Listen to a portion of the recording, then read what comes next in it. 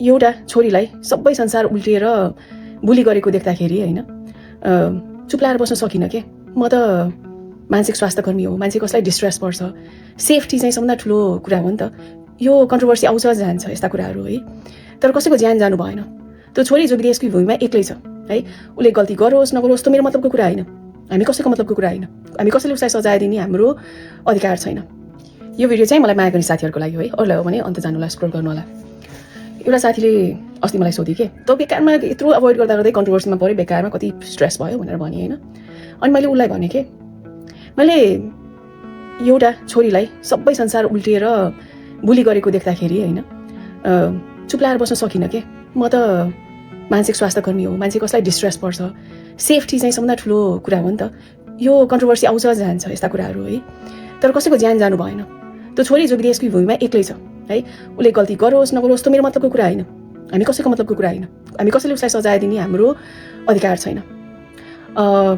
उसलाई सपोर्ट गरेर होइन यसबाट निस्किन सकिन्छ भनेर साथ दिने पनि त मान्छे चाहियो नि। मानौ न तिम्रो छोरीलाई मेरो छोरालाई भोलि यस्तो केही पर्ला अरे है, कोही न कोही त मान्छे त्यहाँले मान्छेले करेज राख्न सकोस् न, गएर हात थामेर होइन केही फरक पर्दैन, यो क्राइसिसबाट अगाडि बढ्न सकिन्छ भनेर। तिमीलाई त्यस्तो मान्छे भयो हुन्थ्यो जस्तो लाग्दैन? तिमी आफै सम्झ न, तिमी आफू हुर्किँदाखेरि कति कुराहरूमा कोही एउटा मान्छेले गाइड गरिदिएको भए लाइफ कहाँबाट कहाँ पुग्थ्यो।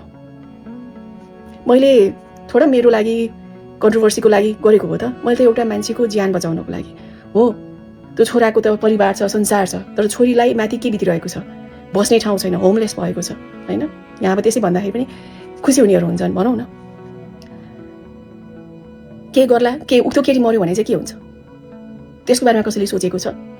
सोचे पनि कसैले बोलेको छैन, किनकि यहाँ हुल जमात हाम्रोमा। अनि मैले उसलाई सम्झाएँ कि ऋतिक रोशनले यस्तो भन्यो रे भनेर हो हल्ला गरेर त्यो 20-30 वर्ष अगाडिको कुरा हो नि, त्यतिखेर नि मान्छे मरेका थिए नि।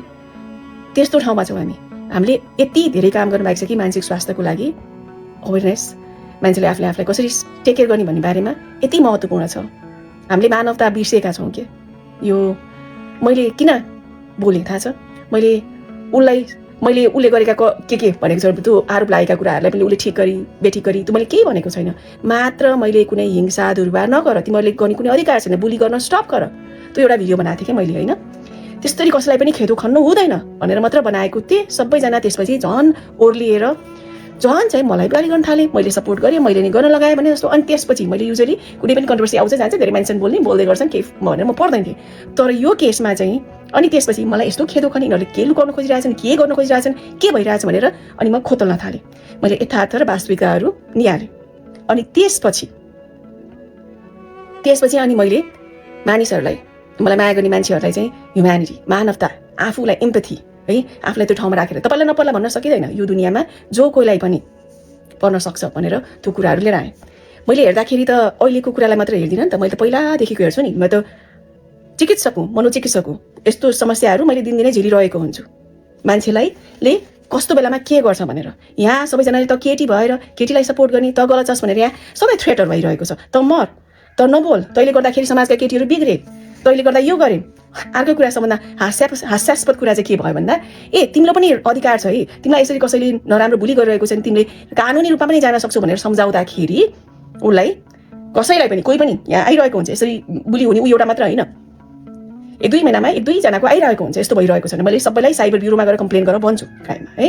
त्यो नराम्रो हो नि त, भन्दाखेरि मान्छेले उचाल्ने तैँले गर्दा यस्तो भएको, हाम्रो छोरी चेली यस्तो भएको। त्यो केटीलाई भगाएर ल्याउनेको दोष भएन, त्यो केटीलाई भगाएर लिएर आएर परिवारले चाहिँ होइन फिर्ता गर भनेर लानुको सट्टा कामदार बनाएर घरमा राख्नु त्यो दोष भएन होइन। तर यहाँ चाहिँ जब मान्छेको बिहेलाई कल आउट गर्यो नि, अझ गज्रिन्छन् हो। थाहा छ, मैले उसलाई भने मैले कसैको लागि गरेको होइन, मात्र मानवताको नाताले कसैको ज्यान कोही नजाओस्। र अनि यो कुरा गरिरहँदाखेरि हाम्रो समाजमा के भइरहेको छ भने छर्लङ्ग भयो। अनि आइएम सो प्राउड भने के मैले उसलाई के कुरा भने म बिचमा परेँ, उसको र अरूको बिचमा, ताकि सबैतिर कति कुरामा चाहिँ उसलाई मात्र जाने कुरा चाहिँ मलाई आउन थाल्यो।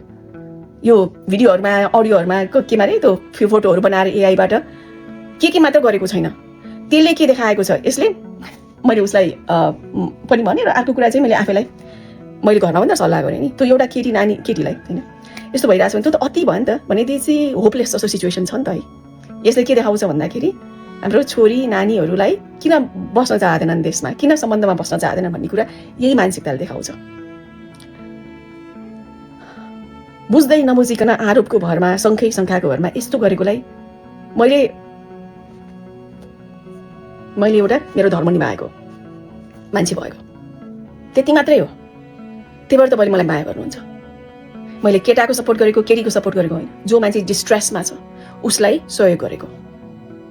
मैले के पहिला गरेको थिइनँ। पहिला के गरेको थिइनँ भने मैले बिलुक गर्न स्टप गर, हिंसाको विरुद्धमा म जहिले पनि कम नगर भन्छु है। तर यहाँ त पिट्नुपर्छ, कुट्नुपर्छ भन्नेलाई चाहिँ प्रोत्साहन मिल्छ नि त होइन। अनि के बार्नुपर्छ भनेर कुराहरू आएन। कसैले पनि रिसमा आवेगमा सामान्य मान्छेले अर्को मान्छेलाई म मार्छु काट्छु भन्दैन के। यहाँ मान्छेहरूले चाहिँ हामी पनि रिसोटी पनि भन्छौँ, भन्दैन। त्यो सामान्य होइन। यदि त्यस्तो भनिराख्नु भएको छ भने त्यहाँ तपाईँले आफ्नो ख्याल गरिरहनु भएको छैन। आफूले इमोसन एक्सप्रेस गर्नको लागि राम्रोसँग सिक्नु भएको रहेनछ कति कुराहरू के। अनि यसले मलाई, हामीले बाल्यकाल समाजमा यस्तो मजासँग ऐना देखाइदियो कि यो इस्युले, केटीले, मैले केटी भनेर भने त यसमा कसैले पनि आफ्नोबाट बढेर अर्कोमा जानको लागि चाहन्छ भने, उसले के इच्छा प्रकट गर्छ भने